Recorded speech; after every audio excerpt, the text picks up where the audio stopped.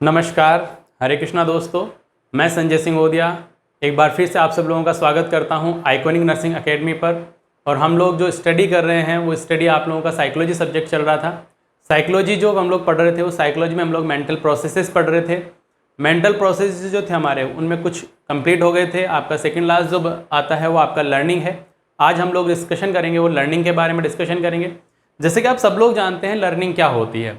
Learning जब हम लोग पैदा होते हैं, इवन ये कह सकते हैं हम पैदा होने से पहले ही हम लोगों का लर्निंग जो फेज होता है वो स्टार्ट हो जाता है। जब हम लोग माँ के वूम में होते हैं, जब हम लोग गर्भ में होते हैं, तब से ही हमारी लर्निंग जो होती है वो लर्निंग प्रोसेस स्टार्ट हो जाती है। और कुछ ना कुछ जो कंटेंट्स होते हैं वो हम लोग वहाँ से सीखते रहते हैं। तो ये लर्निंग जो फेज है, जिससे क्या होता है हमारे बिहेवियर के अंदर क्या होता है, चेंजेज आते हैं। लर्निंग क्या होता है, एक ऐसा इवेंट होता है, एक ऐसी प्रैक्टिस होती है जो क्या करती है हमारे अंदर क्या करके लेके आती है, हमारे अंदर कुछ चेंजेस लेके आती है, हमारे बिहेवियर के अंदर कुछ चेंजेस लेके आते हैं, या फिर जिससे हम लोगों को कुछ नई चीज़ें हमारे अंदर अडेप्ट कर पाते हैं। ये सारी चीज़ें किसकी वजह से होती है, लर्निंग की वजह से होती है। और लर्निंग जो है वो क्या करती है, हम लोगों को क्या करती है, बाकी सारे जो बीइंग्स हैं, जो आपके एनवायरनमेंट में जो लोग रह रहे हैं, जो सब लोग हैं, उन सभी जीवों से हमें क्या करती है, अलग बनाती है। क्योंकि हमारा जो लर्निंग कैपेसिटी है वो बाकी सबसे ज़्यादा बेटर है। तो लर्निंग जो है वो क्या करती है, हमारे को बाकी सब चीज़ों से अलग करती है। इसके साथ में ही क्या करते हैं, लर्निंग जो होती है हमारी कंटिन्यूस प्रोसेस होती है, जिससे हम क्या करते हैं हमारे एनवायरनमेंट में हम लोग अडेप्टेशन करने में सक्षम हो पाते हैं। और साथ में हम लोग जो लर्निंग है वो लर्निंग क्या करते हैं, हम लोग हमारे बर्थ से पहले से, ऐसा रिसर्चेस से पता चला है कि क्या होता है जब बच्चा माँ के पेट में होता है, जब गर्भ में होता है, तभी से क्या होता है, जब वो 6 महीने का 5 महीने का होता है, तब से क्या होता है उसकी जो उसके सेंसरी ऑर्गन्स होते हैं वो डेवलप होना स्टार्ट हो जाते हैं। तो सुनना और ये सब चीज़ें जो है वो उसको होता है, उसको ये सुनना वगैरह सब देता है। तो उसको जो एनवायरनमेंट में अगर इस तरह के परसेप्शन होते हैं, अगर मान लो एनवायरनमेंट कोई वॉइसेस वगैरह हो रही है, तो उससे क्या होता है बच्चा उन चीज़ों को लर्न करता है। और ऐसा फाइंड आउट भी हुआ है, रिसर्च से ऐसा सामने आया है कि बच्चा इन सब चीज़ों से लर्न करता है।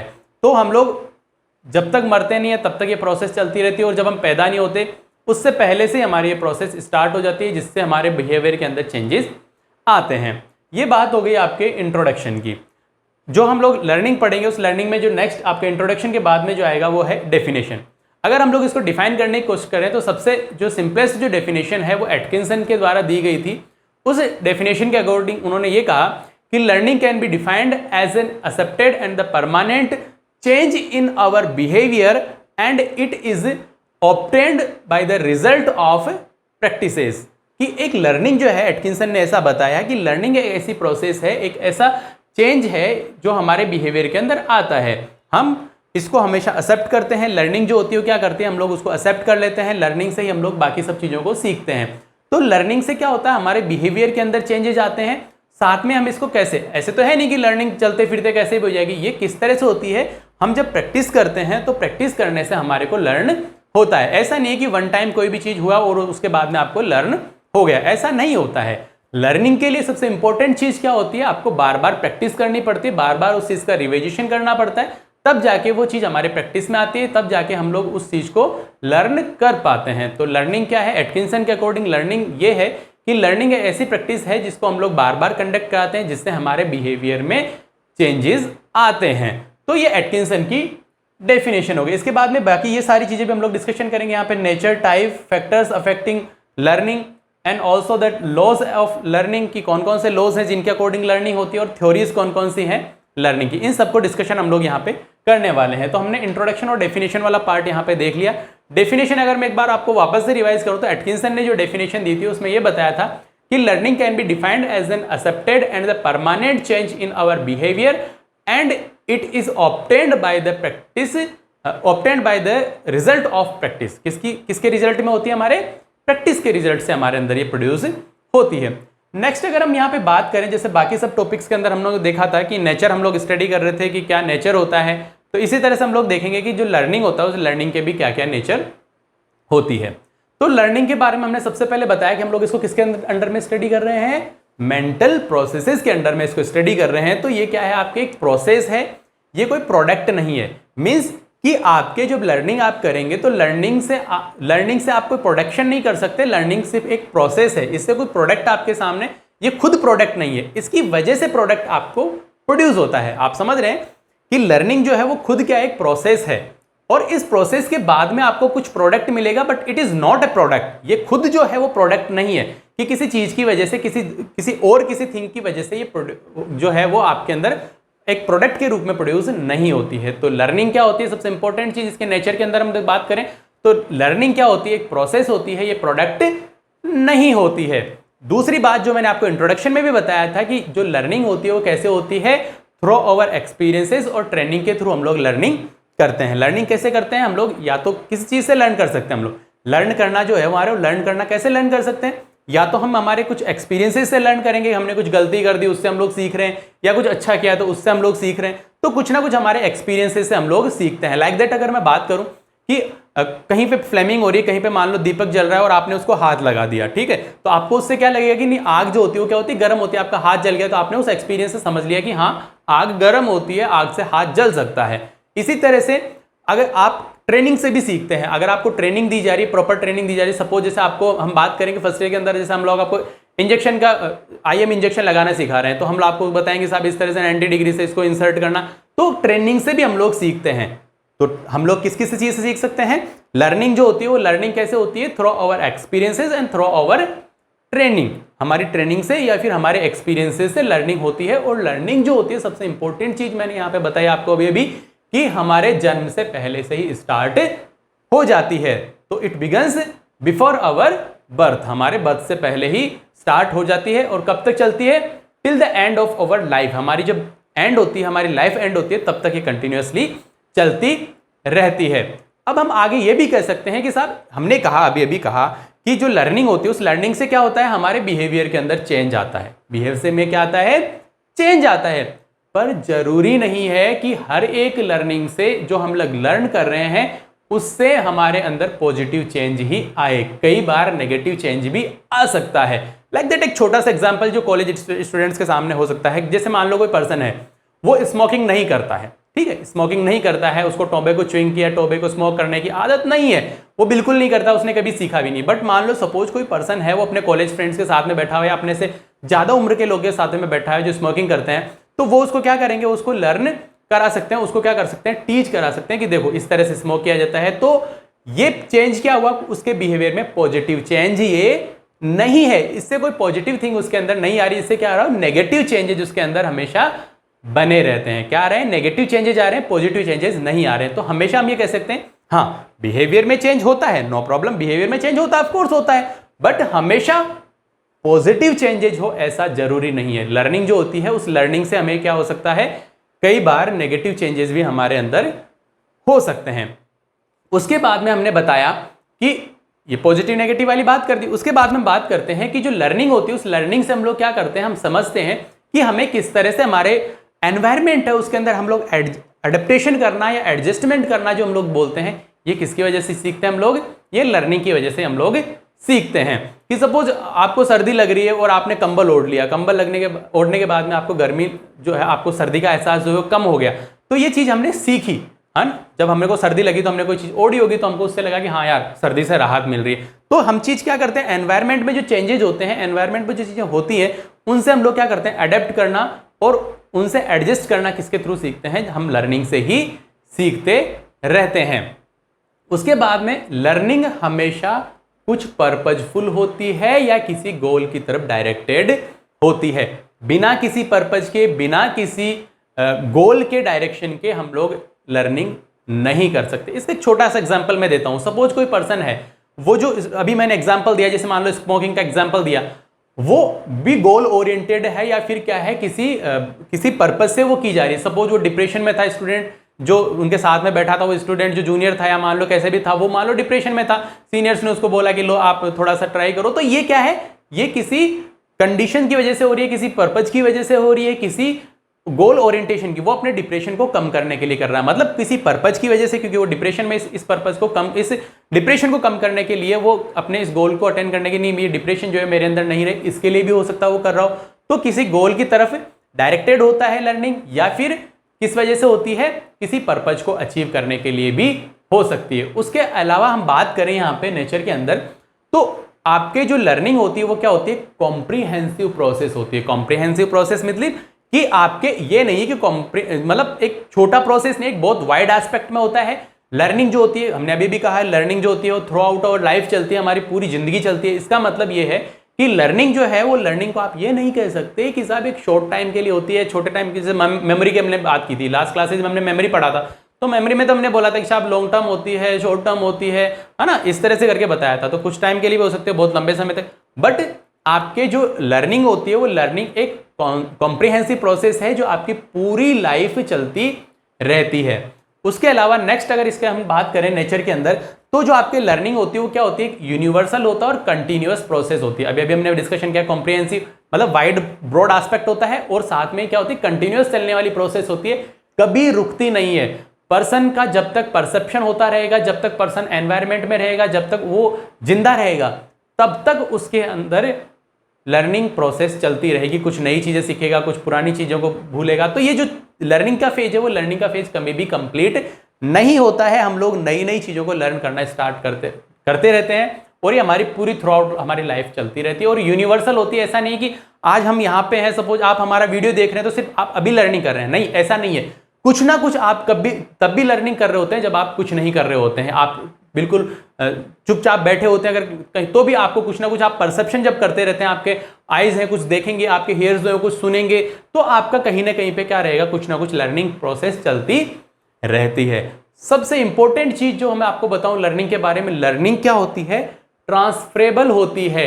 एक सिचुएशन से और दूसरी सिचुएशन में ट्रांसफरेबल होती है, ट्रांसफर हो सकती है। जो चीज हमने आज यहां पे सीखी है वो चीज अगले पल हमें कोई दूसरी चीज भी हम लोग सीख सकते हैं। एक छोटा सा एग्जांपल से मैं समझाने की कोशिश करूंगी कैसे एक सिचुएशन और दूसरी सिचुएशन में हमारी जो लर्निंग है वो अलग अलग हो सकती है।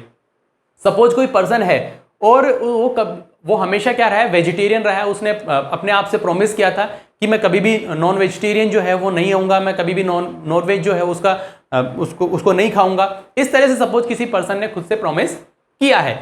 अब ट्रांसफरेबल कैसे, उसने फर्स्ट सिचुएशन में ऐसा सीखा जब अपने फैमिली में था, अपने परिवार के साथ में था, तो उसके परिवार में ना तो कोई नॉनवेज खा रहा था, ना उसने कभी नॉनवेज के इस तरह के जिक्र हुआ था, तो वो वेजिटेरियन, प्योर वेजिटेरियन डाइट वो कंज्यूम कर रहा था। ओके, बट सडनली सपोज वो कहीं पे ऐसी सिचुएशन के अंदर फंस गया जहां पे उसको मान लो सपोज वेजिटेरियन डाइट नहीं मिल रही है, वेजिटेरियन फूड उसको अवेलेबल नहीं हो रहा है, या मान लो उसको बहुत एक जंगल में छोड़ दिया गया है, बहुत, जैसे आपने बेयर ग्रिल्स का आप मैन वर्सेस वाइल्ड सीरियल देखते होंगे डिस्कवरी पे, तो उसमें भी जो है उसको बिल्कुल वाइल्ड लाइफ के अंदर छोड़ दिया, बिल्कुल एक जंगल में छोड़ दिया गया। वहां पे मान लो आपको फूड पकाने का और ये सब चीजें आपके प्रोसेस में नहीं हो पा रहा है, तो उस कंडीशन में आप क्या करेंगे, आपको जो भी अवेलेबल होगा, भूख लग रही है तो जो भी अवेलेबल होगा उस चीज को आप कंज्यूम कर लेंगे, आपको एनर्जी मिलेगी उससे, ठीक है। उस एनर्जी के लिए आप क्या करेंगे, कुछ भी कंज्यूम कर लेंगे। तो आप नॉन वेजिटेरियन डाइट पे चले जाएंगे, आप नॉन वेज खा लेंगे। तो एक सिचुएशन में आपने सीखा था कि नहीं, नॉन वेज खाना जो है वो गलत है, वेजिटेरियन रहना चाहिए, वेजिटेरियन रहना ज्यादा बेटर है, वेजिटेरियन ही रहना चाहिए। ये आपने पहली सिचुएशन में सीखा था जब आप अपने पेरेंट्स के साथ में थे। पर जब आप वाइल्ड लाइफ के अंदर गए, आपने देखा कि नहीं, यहाँ पे वेजिटेरियन डाइट पे सर्वाइवल मेरा पॉसिबल नहीं है। तो उस सिचुएशन में आपने क्या सीखा कि जब जरूरत पड़े तो नॉन वेजिटेरियन को कंज्यूम करना पड़ सकता है। तो ये आपने डिफरेंट सिचुएशन में ट्रांसफरेबल होती है। एक सिचुएशन में जो सीखा वो दूसरी सिचुएशन में बदल सकता है, ट्रांसफर हो सकता है। उसके बाद में हम बात करें, लास्ट इसके नेचर की बात करें, तो हमारी जो पर्सनालिटी डेवलपमेंट होती है, प्रॉपर पर्सनालिटी डेवलपमेंट के लिए, पर्सनालिटी हम लोग फर्दर क्लासेस में पढ़ेंगे, पर्सनालिटी के टाइप्स हम लोग डिस्कशन करेंगे। तो पर्सनालिटी जो डेवलपमेंट होता है एक पर्सन का, उस पर्सनालिटी डेवलपमेंट का एक बैलेंस्ड पर्सनालिटी डेवलपमेंट हो, इसके लिए क्या जरूरी है कि हमारे हर एक पर्सन के अंदर क्या होना चाहिए, लर्निंग प्रॉपर होनी चाहिए। तो यहाँ पे हमने बात की, यहाँ पे नेचर ऑफ लर्निंग की, यहाँ पे कुछ हमने नेचर से यहाँ पे डिस्कशन किए, जिसके अंदर हमने सबसे पहले हमने बताया यहाँ पे 9 हमने यहाँ पे नेचर्स का डिस्कशन किया है, जिसके अंदर मैं वापस से रिवाइज करता हूँ। ये एक प्रोसेस है, किसी तरह का कोई प्रोडक्ट नहीं है, ये प्रोडक्ट इससे अवेलेबल होता है। उसके बाद में हमने इसमें बताया कि इससे हम लोग हमारे जो एक्सपीरियंसेस और ट्रेनिंग से हम लोग इसको सीखते हैं, इसमें ट्रेनिंग और एक्सपीरियंसेस हमारे अंदर आते हैं, हमारे जन्म से पहले से स्टार्ट हो जाती है। उसके अलावा हमारे बिहेवियर के अंदर जो चेंजेस होते हैं, जरूर हमारे लर्निंग से बिहेवियर के अंदर चेंजेस जरूर होंगे, पर हमेशा जरूरी नहीं कि पॉजिटिव चेंजेस ही हो। इसके अलावा हम लोग एनवायरनमेंट से एडजस्टमेंट करना और अडेप्टेशन करना भी लर्निंग से ही सीखते हैं। हमेशा जो लर्निंग होती है वो पर्पजफुल होती है और गोल डायरेक्टेड होती है। बिना किसी पर्पज और बिना किसी गोल के हम लोग लर्निंग नहीं करते हैं। कॉम्प्रिहेंसिव प्रोसेस होती है, यूनिवर्सल, और आपके यूनिवर्सल होती है और कंटिन्यूस चलने वाली प्रोसेस होती है। उसके अलावा हमने बताया कि ट्रांसफरेबल होती है, वन सिचुएशन से दूसरी सिचुएशन में चेंज हो सकती है और हमारे बैलेंस्ड पर्सनालिटी डेवलपमेंट के लिए जरूरी होती है। इस तरह से करके हमने यहाँ पे नेचर ऑफ जो आपका लर्निंग है उसको डिस्कशन किया, उसको कंप्लीट किया। आई होप सो यहाँ तक आपको समझ में आ गया। नेक्स्ट हम बात करें यहाँ पे कि जो नेचर है उस नेचर को कंप्लीट करने के बाद में हम बात करते हैं कि टाइप्स कौन कौन से टाइप्स हो सकते हैं लर्निंग के, कौन कौन से डिफरेंट वेरिएशंस हैं, वो वेरिएशन किस किस तरह के हो सकते हैं, उसके बारे में हम लोग थोड़ा सा यहाँ पे डिस्कशन करते हैं। तो देखिए यहाँ पे टाइप्स हमने यहाँ पे मेंशन कर रखे हैं। टाइप्स के अंदर देखिए आपके यहाँ पे first of all stimulus response होगा, मोटर होगा, verbal, concept, problem solving, serial और पेयर्ड एसोसिएटेड आपके टाइप्स। ये इस तरह से करके आपके कुछ टाइप्स होते हैं। टोटल आपके 7 टाइप का यहाँ पे हमने बताए हैं, 7 यहाँ पे लर्निंग के टाइप्स बताए। सबसे पहले हम लोग बात करते हैं यहाँ पे स्टिमुलस रेस्पॉन्स लर्निंग की। सबसे पहले हम बात करते हैं stimulus response learning. Stimulus and response आपको समझ में आ रहा होगा शायद मैं क्या बोलना चाह रहा हूँ। हमने परसेप्शन पढ़ा था बहुत अच्छे से, हमने आपको परसेप्शन बताया था। अगर आपने नहीं देखा है तो आप प्रीवियस क्लासेस देख सकते हैं। परसेप्शन जो होता है वो कि कुछ स्टिमुलस आ रहा है और स्टिमुलस के अगेंस्ट में क्या हो रहा है, रेस्पॉन्स हो रहा है। स्टिमुलस कहाँ से आएगा, हमारे जो हम परसेप्शन करते हैं वही हमारा स्टिमुलस है। जो हमारे सेंसरी ऑर्गन से जो हमारे को जो चीज़ें मिल रही हैं, जो परसेप्शन हो रहा है वही हमारा स्टिमुलस है। उस स्टिमुलस के लिए हम लोग क्या करते हैं, कुछ रेस्पॉन्सेस करते हैं और इससे जो हम लोग सीखते हैं इसी को हम लोग क्या बोलते हैं, स्टिमुलस रेस्पॉन्स लर्निंग के नाम से जानते हैं। तो आपको समझ में आ गया, स्टिमुलस आएगा, कोई ना कोई स्टिमुलस एनवायरनमेंट के अंदर प्रोड्यूस होगा। उस स्टिमुलस के प्रोड्यूस होने से क्या होगा कि हमारा बॉडी जो है, हमारा जो ब्रेन है वो क्या करेगा, उसके लिए कुछ ना कुछ क्या करेगा, आपके कुछ ना कुछ रेस्पॉन्स देगा और उस स्टिमुलस और रेस्पॉन्स लर्निंग प्रोड्यूस हो जाएगी।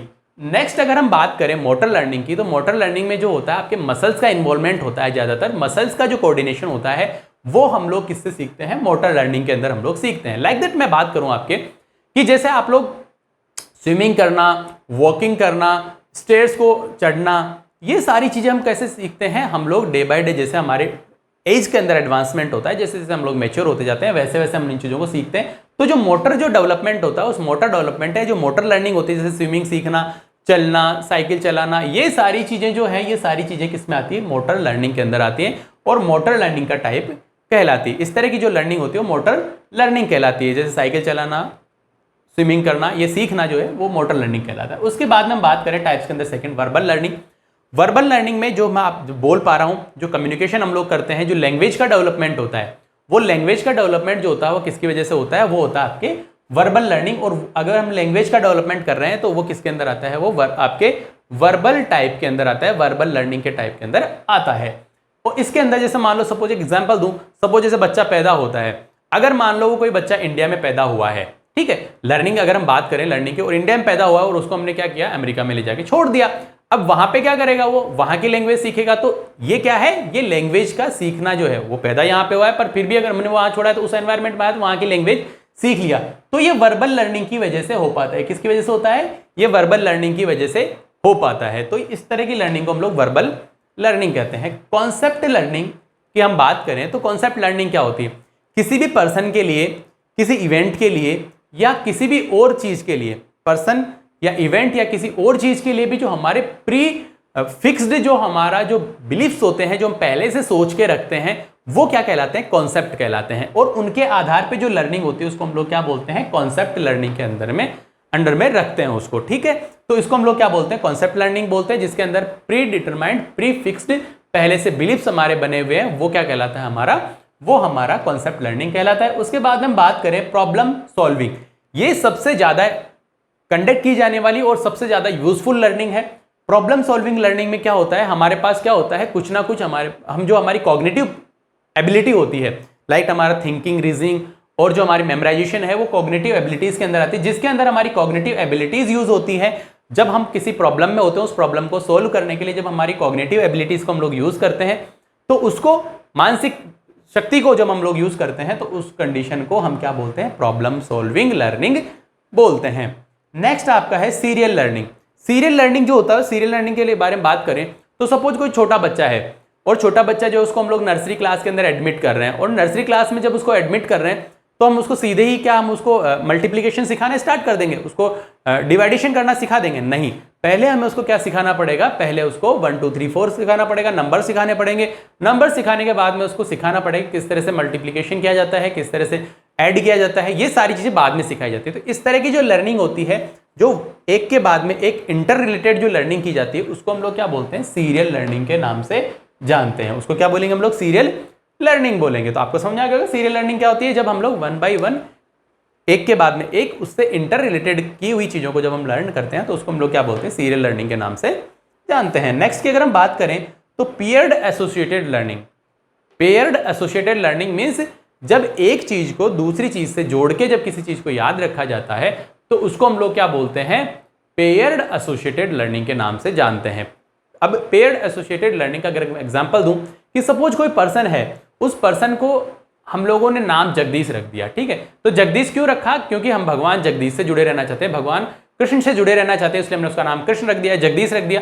तो ये जो एक पेयरिंग करना है, पेयर कर देना कि इस चीज को उस चीज से जोड़ देना, ये जोड़ने की जो प्रोसेस जब अप्लाई की जाती है तो उसको हम लोग क्या बोलते हैं, पेयर्ड एसोसिएटेड लर्निंग के नाम से जानते हैं। तो यहाँ पे हमने टाइप्स का डिस्कशन किया। स्टिमुलस रेस्पॉन्स के अंदर हमने बताया कुछ रेस्पॉन्स आता है, परसेप्शन की वजह से तो मोटर, जिसके अंदर हम लोग मोटर स्किल्स डेवलप होते हैं, मसल्स यूज होती हैं, उसको हम लोग क्या बोलते हैं, आपके मोटर लर्निंग बोलते हैं। वर्बल, जिसके अंदर हम लैंग्वेज और कम्युनिकेशन स्किल्स सीखते हैं, वो आपके वर्बल में आता है। कॉन्सेप्ट, जिसके अंदर हम किसी पर्सन इवेंट या किसी और चीज के लिए हमारा जो पहले से डिटरमाइंड जो फिक्स कॉन्सेप्ट होते हैं, पहले से फिक्स बिलीफ्स होते हैं, वो कॉन्सेप्ट लर्निंग में आता है। Problem solving, cognitive abilities use होती है, जिसमें हम लोग क्या करते हैं, हमारी मेंटल कैपेबिलिटीज को यूज करते हैं। सीरियल के अंदर हम क्या करते हैं, पहले उस बच्चे को हम लोग नंबर सिखाएंगे, फिर उसके बाद में उसको मल्टीप्लिकेशन और बाकी सब चीजें सिखाएंगे। पेयर्ड एसोसिएटेड के अंदर हम क्या करते हैं, किसी दूसरी चीज से इंटर रिलेटेड करके किसी चीज को सीखते हैं, ठीक है। तो वो क्या कहलाता है, पेयर्ड एसोसिएटेड लर्निंग कहलाता है। तो यहाँ पे आपका जो टाइप्स हैं वो टाइप्स भी कंप्लीट हो गए आपके यहाँ पे।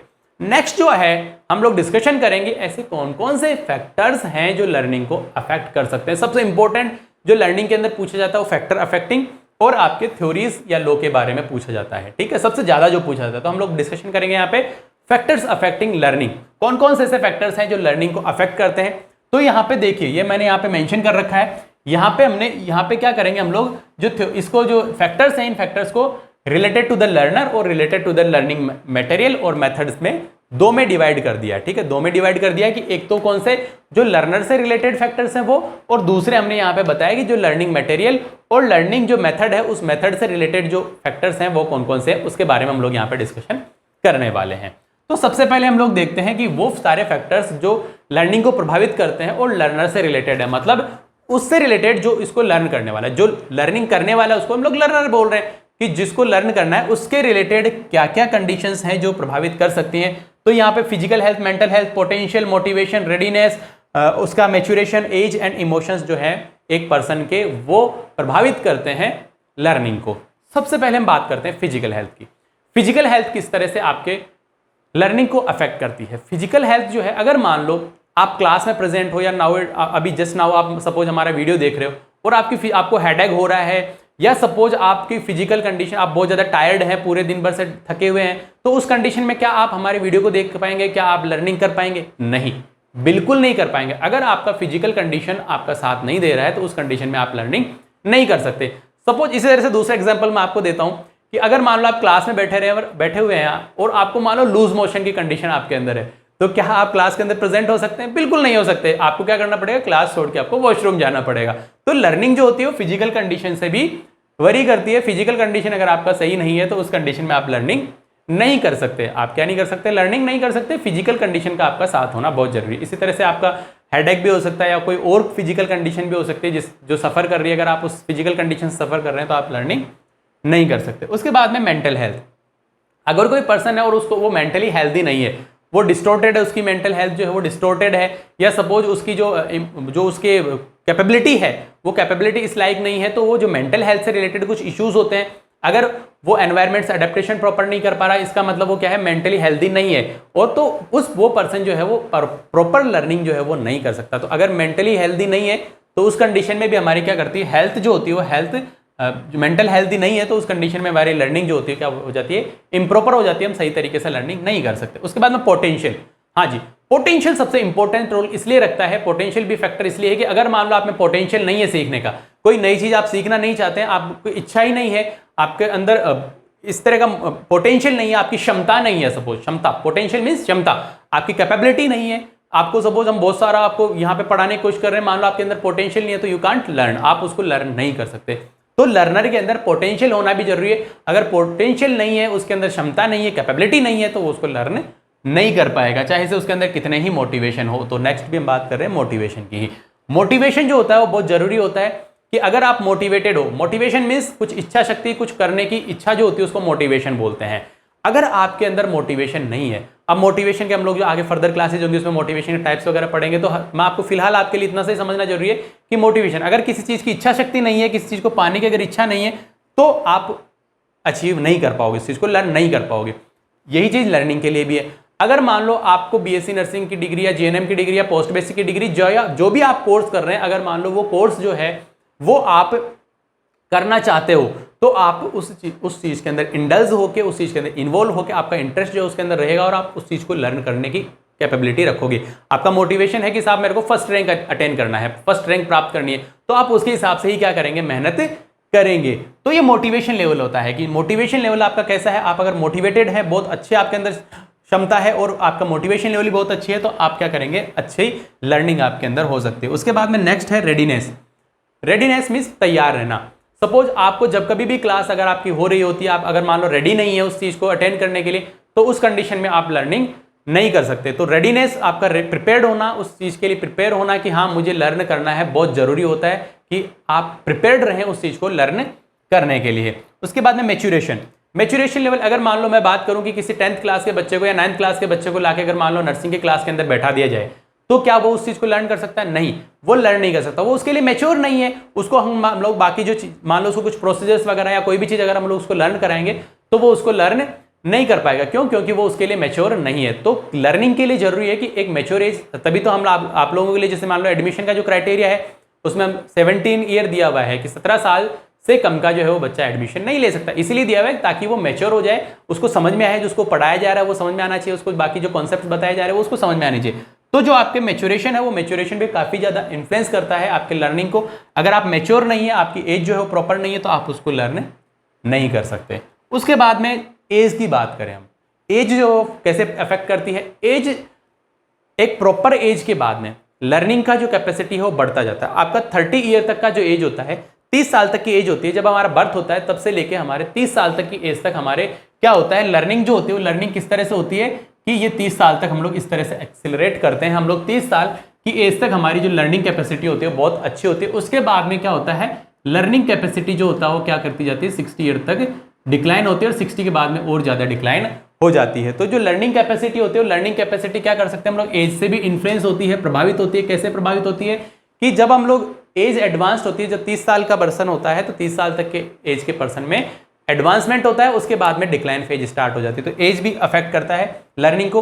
अगर आप 30 से प्लस के किसी पर्सन को कुछ नई चीज़ लर्न कराना चाहोगे तो हो सकता है उसको कुछ ना कुछ प्रॉब्लम आए, थोड़ा सा वो सफ़र कर सकता, हाँ लर्न कर लेगा। हमने कहा था कि लर्निंग जो होती है वो कंटिन्यूसली प्रोसेस है, हमेशा चलती है, बट टाइम कंजम्पशन या फिर कुछ ना कुछ इश्यूज जो होंगे वो यहाँ पे जरूर डेवलप हो सकते हैं। नेक्स्ट हम बात करें, सबसे इंपॉर्टेंट यहाँ पे इमोशंस की बात करें कि अगर मान लो कोई पर्सन इमोशनल है तो उस कंडीशन में उसको लर्न कराना बहुत टिपिकल होता है। मैं एक छोटा सा एग्जांपल दूं कि मान लो आपको घर से किसी ने पीटा है, ठीक है, आपको घर से आपके फादर ने, मदर ने, या मान लो आपको किसी के साथ लड़ाई होगी, आप बहुत एंग्री हैं। हम इमोशंस के टाइप पढ़ेंगे उसमें बताएंगे कि इमोशंस पॉजिटिव और नेगेटिव तरह के होते हैं। तो इमोशन जो एंगर है, मान लो आप बहुत ज़्यादा एंग्री कंडीशन में है, तो एंगर कंडीशन में होंगे, आप आके बैठ गए, आपका ब्लड प्रेशर बढ़ रहा है, पसीने लथपथ हो रहे हैं और आपका सब कुछ जो है आप बिल्कुल स्टेबल नहीं है, आपकी कंडीशन जो फिजिकल कंडीशन जो है वो स्टेबल नहीं है, आपकी मेंटल कंडीशन स्टेबल नहीं है, आप बार बार उसी चीज़ के ऊपर जा रहे हैं कि मेरे को उसने डांटा, मेरे को उसने ये बोला, मेरे को उसने ये बोला। तो ये इमोशनल कंडीशन है। ये क्या है, इमोशनल कंडीशन है। तो उस परिस्थिति में, उस कंडीशन में आप लर्निंग प्रॉपर नहीं कर सकते। तो ये इमोशंस जो होते हैं वो इमोशंस भी क्या करते हैं, हमारी लर्निंग को प्रभावित करते हैं। तो इस तरह से ये सारी चीज़ें हैं लर्नर से रिलेटेड है, जो क्या कर रही हैं, आपको अफेक्टेड कर रही हैं, आपकी लर्निंग को अफेक्टेड कर रही हैं। जिसमें सबसे पहले हमने फिजिकल हेल्थ के बारे में पढ़ा, मेंटल हेल्थ, पोटेंशियल, मोटिवेशन, आपका रेडीनेस, आपका मैच्योरेशन, एज और इमोशंस जो लर्नर से रिलेटेड है। एक लर्नर जो होता है उसकी कैपेबिलिटी से रिलेटेड है, वो सारे हमने यहाँ पे डिस्कशन किए। दूसरा जो हमने यहाँ पे टाइप डिवाइड किया है ये लर्नर, और दूसरा हमने जो डिवाइड किया है वो होगा कि लर्निंग मटेरियल जो है, जो हम लोग लर्निंग मटेरियल प्रोवाइड करा रहे हैं या जो लर्निंग कराने वाला पर्सन है वो, या फिर वो जो कैसी मेथड यूज कर रहा है उस पर आधारित है कि कौन कौन से पर्सन है जो मटेरियल और मेथड से रिलेटेड जो है वो फैक्टर्स हैं वो हमने यहाँ पे डिवाइड किए हैं। सबसे पहले हम बात करते हैं नेचर ऑफ लर्निंग एक्सपीरियंसेस, कि अगर आपका लर्निंग एक्सपीरियंसेस सही नहीं है, सपोज आप किसी चीज़ को लर्न करने के लिए गए और उस टाइम पे आपका एक्सपीरियंस जो है वो बहुत गलत हो गया। जैसे सपोज आप कहीं पे जा रहे हैं, सपोज आप म्यूजिक क्लास के लिए जा रहे हैं, आप म्यूजिक क्लास के लिए जा रहे हैं और आप साइकिल से आप साइकिलिंग करते हुए जा रहे हैं और सडनली आपके चौराहे पे आपकी साइकिल गिर गई, पीछे से किसी ने टक्कर मार दी, आपका पैर जो है उसमें पैर में लग गई, आपके हाथ में लग गई, तो आपका एक्सपीरियंस जो था वो एक्सपीरियंस सही नहीं रहा, तो उस कंडीशन में आपका लर्निंग सही नहीं होगी। अब अगर आप म्यूजिक क्लास जाएंगे तो भी आप उस चीज़ के ऊपर उतना फोकस नहीं कर पाएंगे, आप बार बार उसी चीज़ के ऊपर फोकस्ड करेंगे कि नहीं मेरे साथ ऐसा हुआ, मेरे साथ ऐसा हुआ। तो नेचर जो होती है, जो एक्सपीरियंस होता है उस लर्निंग से रिलेटेड वो, या फिर आप जब लर्निंग, ये तो प्री बात की, अगर मान लो आप जहाँ लर्न करने चले गए और जहाँ पे आप लर्न कर रहे हो वहाँ पे जो आपको लर्निंग कराने वाला पर्सन है वो उसका आपके साथ में कैसा एक्सपीरियंस है, तो वो भी क्या करता है, वो भी प्रभावित करता है हमारी लर्निंग को। उसके बाद है मेथडोलॉजी, किस तरह की मेथड जो है वो लर्निंग कराने के लिए हम लोग यूज कर रहे हैं। सपोज आपको बहुत इंटरेस्टिंग वे से, आपको ऑडियो विजुअल डिवाइसेस से आपको बहुत इंटरेस्टिंग वे से आपको सिखाया जा रहा है, तो आपको ज्यादा अच्छे से समझ आएगा। आपको ऐसे एग्जांपल्स दिए जा रहे हैं जो आपकी life, day to day life से जुड़े हुए हैं, तो आपको ज्यादा इजीली समझ में आएगा। अगर एक हम बेसिक स्टूडेंट को, एक डल स्टूडेंट को भी अगर मान लो पढ़ा रहे हैं तो उसको उसके हिसाब से पढ़ाएंगे तो इंटेलिजेंट स्टूडेंट को अपने आप समझ में आ जाएगा। तो जो मेथड जो हम लोग यूज कर रहे हैं, जो हम लोग प्रॉपर एक मेथड यूज करते हैं, वो मेथड क्या करती है, हमारी लर्निंग को प्रभावित करती है। तो मेथडोलॉजी के अंदर बात होगी। उसके बाद meaningfulness of the material, meaningfulness कि जो मटेरियल हम लोग यूज कर रहे हैं, जो मटेरियल हम पढ़ाने जा रहे हैं, सपोज आज मैं आपको लर्निंग पढ़ा रहा हूं और अगर आपको ये पता चले कि लर्निंग जो है वो क्या है, आपके एग्जाम के पॉइंट ऑफ व्यू से बहुत इंपॉर्टेंट है और आपको ये पता चलता है कि नेक्स्ट पिछले एग्जाम में नहीं आया हुआ और इस एग्जाम में डेफिनेटली आएगा, उससे पिछली में आया था, मतलब हर एक साल से रिपीट हो रहा है, मतलब पिछली में नहीं आया और अब आएगा, तो आपका मीनिंगफुल लगेगा, आपको लगेगा कि अरे यार ये तो बहुत काम का है, ये तो बहुत इंटरेस्टिंग है। तो आप क्या करेंगे, उसको मीनिंगफुलनेस समझ के उसको ज्यादा अच्छे से लर्न करेंगे। तो जब हमें लगता है कि हमारे काम का है, हमारे मतलब का है, तो हम उसको ज्यादा अच्छे से लर्न कर पाते हैं। ठीक है, जब हमारी चीज काम की होती है तो हम उसको ज्यादा अच्छे से लर्न कर पाते हैं। जब हमें पता चले कि नहीं यार ये तो बहुत इंपॉर्टेंट है और इससे क्वेश्चंस आने वाले हैं, तो हम उसको ज्यादा अच्छे से लर्न करते हैं। Amount of the material, amount of material जो है, अगर आपको मान लो सपोज एक ही क्लास में जो है वो बहुत सारा अगर आपको पढ़ा दिया जाएगा, मान लो 2-3 घंटे की अगर मान लो कंटिन्यू क्लास आपकी करवा दी जाए, तो आप 2-3 घंटे में जो पहले आपको 15 मिनट पढ़ाया था वो तो आप भूल गए और बाकी लास्ट का आपको याद रहा। तो जो अमाउंट होता है बहुत ज्यादा, अगर कंटेंट एक साथ दे दिया जाता है, बहुत ज्यादा एक साथ अगर आपको सब कुछ प्रोवाइड करा दिया गया है, तो उस कंडीशन में आपकी जो लर्निंग होती है वो लर्निंग क्या हो जाती है, प्रभावित हो जाती है। आप ज्यादा अच्छे से इफेक्टिवली लर्निंग नहीं कर सकते। अमाउंट बहुत ज्यादा है तो उस कंडीशन में हमारी लर्निंग जो होती है वो क्या कर जाती है, अफेक्ट हो जाती है। जैसे मैं एक एग्जांपल दूं, जैसे मान लो आपका क्लास टेस्ट होता है, तो क्लास टेस्ट में सपोज किसी पर्सन के बहुत अच्छे मार्क्स आ रहे होते हैं, पर जैसे ही एनुअल एग्जाम हुआ, एनुअल एग्जाम में तो सब कुछ सारा सिलेबस पूरी बुक आएगी, तो उस कंडीशन में उसके मार्क्स जो है वो क्या कर सकते हैं, वेरी कर सकते हैं, उस रेशियो से कम हो सकते हैं। क्यों? क्योंकि यहाँ पे क्या हो रहा है, अमाउंट जो है मटेरियल का वो ज्यादा है। वहां पे एक यूनिट आ रही थी और यहाँ पे जितनी भी 8, 10, 15, 20 यूनिट है वो सारी कंप्लीट आ रही है। तो एक तो उसने एक यूनिट पढ़ के उसको रिवीजन करके उसको दे दिया, उसको याद अच्छे से रहा, तो उसको अमाउंट जो है वो कम था तो उसको ज्यादा अच्छे से याद रहा। अमाउंट बढ़ गया तो उसकी क्या हो गई, लर्निंग कैपेसिटी जो है कम हो गई और अमाउंट जो है वो प्रभावित कर देता है लर्निंग को। उसके बाद में हम बात करते हैं क्वालिटी ऑफ टीचिंग। अगर बहुत अच्छी क्वालिटी से अगर मान लो लर्निंग कराई जाती है, टीचिंग कराई जाती है, जो टीचिंग क्वालिटी है, जो पर्सन टीच करा रहा है, जो लर्न करा रहा है, अगर वो पर्सन बहुत अच्छे तरीके से समझा रहा है, बहुत अच्छे तरीके से पढ़ा रहा है, तो हमेशा क्या होगा, आपको लर्निंग अच्छी होगी। अगर आपको मेरा भी, अगर मान लो आपको जो मैं आपको लर्न करा रहा हूँ, जो टीच करा रहा हूँ, अगर आपको मेरा जो लर्निंग है वो कैसा लग रहा है, आप उसको हमारे कमेंट्स बॉक्स में जरूर बताएं। और अगर हाँ आपको अगर कुछ और इंप्रूवमेंट की लगता है कि हम इस चीज़ को और एड ऑन कर सकते हैं आपके टीचिंग के अंदर यहाँ पे, तो उस क्वालिटीज़ को भी आप हमें बताएं ताकि मैं आपके इस टीचिंग के अंदर इन्वॉल्व कर सकूँ। तो यहाँ क्वालिटी ऑफ टीचिंग है, जो क्वालिटी जो यूज़ करते हैं, किस तरह की क्वालिटी है। अगर वेल एक्सपीरियंस पर्सन है, बहुत अच्छे से समझा रहा है, बहुत अच्छे से एक्सप्लेन कर रहा है, एक छोटे से छोटे कॉन्सेप्ट को बता रहा है, एक छोटी से छोटी चीज़ को बता रहा है, हर एक वर्ड का मीनिंग बता रहा है, तो वहाँ पे लर्निंग जो होती है वो क्या हो जाती है, ज़्यादा ईजी हो जाती है, ज़्यादा अच्छी हो जाती है, क्योंकि यहाँ पे क्वालिटी ऑफ टीचिंग है वो बहुत अच्छी है। उसके बाद में availability of the material, availability of the material, suppose मैं आपको यहाँ पे मैंने सारी चीज़ें आपको एक्सप्लेन कर दी, पर आपको पीडीएफ में नोट्स अवेलेबल नहीं करा है, तो ये अवेलेबिलिटी, अगर आपको अवेलेबल नहीं हुआ तो खाली आपने सुन लिया, आपको खुद को पढ़ने के लिए, उसके रिवीजन करने के लिए टाइम नहीं मिला, आप रिवाइज नहीं कर पाए। तो अगर आपकी अवेलेबिलिटी है मटेरियल की, आपके पास मटेरियल अवेलेबल है जिसको आपको लर्न करना है, जिसको रेफर करना है वो आपके पास मटेरियल अवेलेबल है तो आप ज़्यादा अच्छे तरीके से लर्न कर सकते हैं। इसके अलावा और अगर मटेरियल अवेलेबिलिटी की बात करें तो जो नोट्स वगैरह हैं, जो नोटबुक्स वगैरह हैं, जो और कुछ चीज़ें होती हैं जो रिलेटेड होती हैं स्टडी से, लर्न करने से रिलेटेड, अगर वो सारी अवेलेबल हैं तो आपकी लर्निंग ज़्यादा ईजी होती है, ज़्यादा अच्छी होती है। उसके बाद में हम बात करते हैं सूटेबल एनवायरनमेंट। सूटेबल एनवायरनमेंट कैसे? सपोज आप हमारा अभी वीडियो देख रहे हैं और आसपास से बहुत सारी साउंड सराउंडिंग वही सारी, मान लो आपके नज़दीकी डीजे चल रहा है या आप पढ़ने के लिए बैठे हैं, सपोज बगल वालों ने म्यूजिक साउंड चला दिया या कोई आपको आवाज़ दे रहा है, बार बार आपको इंटरेक्ट कर रहा है, आपका फ़ोन जो है बार बार रिंग कर रहा है, आपके जो नोटिफिकेशन आ रहे हैं बार बार, तो एनवायरनमेंट जो होता है वो भी बहुत ज़्यादा सूटेबल एनवायरनमेंट होना जरूरी है। इसके अलावा अगर हम लोग क्लासरूम टीचिंग की बात करें, अगर मान लो आप जिस क्लासरूम में बैठे हैं, अगर वहाँ पे आपको प्रॉपर सिटिंग जो चेयर है वो सही नहीं दिया, आप बिल्कुल एकदम ठस के ये उसके अंदर घुस के ये उसके अंदर घुस के बैठा है, तो आप ज़्यादा एडजस्ट होने में ज़्यादा टाइम लगाते रहेंगे। इसके अलावा अगर मान लो आपके वेंटिलेशन प्रॉपर नहीं है, रूम के अंदर आपको प्रॉपर हवा नहीं मिल रही, बहुत गर्मी पड़ रही है, पसीना आ रहा है, तो उस कंडीशन में भी आप क्या नहीं कर सकते, वो एनवायरनमेंट आपको लर्निंग के लिए सूटेबल नहीं है। तो इस तरह से करके ये कुछ चीज़ें हैं, ये कुछ ऐसे फैक्टर्स हैं जो क्या करते हैं, प्रभावित करते हैं हमारी लर्निंग को, जिसके अंदर हमने दो में डिवाइड किया, लर्नर और लर्निंग मटेरियल से रिलेटेड डिवाइड किया। यहाँ पे हमने लर्नर से रिलेटेड बताया, नेक्स्ट हमने यहाँ पे बात की जो लर्निंग मटेरियल है उससे रिलेटेड, जो एक्सपीरियंस है हमारा लर्निंग से रिलेटेड, हमारी मेथोडोलॉजी कैसे यूज़ कर रहे हैं, मीनिंगफुल है कि नहीं ये मटेरियल, अमाउंट कितना है, ज़्यादा अमाउंट मतलब कम लर्निंग, क्वालिटी टीचर की कैसी है, अवेलेबिलिटी है या नहीं है आपके किनकी मटेरियल की, उसके बाद में सूटेबल एनवायरनमेंट है या नहीं है। इस तरह से करके हमने यहाँ पे introduction, definition, nature, types and factors जो है वो यहाँ तक हमने डिस्कशन कर लिया है। अब नेक्स्ट जो हमारा जो टॉपिक रहेगा वो लर्निंग के जो लॉज एंड थ्योरीज हैं वो हम लोग आपको नेक्स्ट क्लास के अंदर डिस्कशन करेंगे। लॉज और जो आपके थ्योरीज है बहुत इंपॉर्टेंट है, तो उस क्लास को देखना मत भूलिए, बहुत ही ज़्यादा, क्योंकि सबसे ज़्यादा क्वेश्चन जो पूछे जाते हैं वो लॉज और थ्योरीज में से भी बहुत ज़्यादा क्वेश्चन पूछे जाते हैं, तो वो भी आपके लिए इंपॉर्टेंट है, तो उसको जरूर देखिएगा।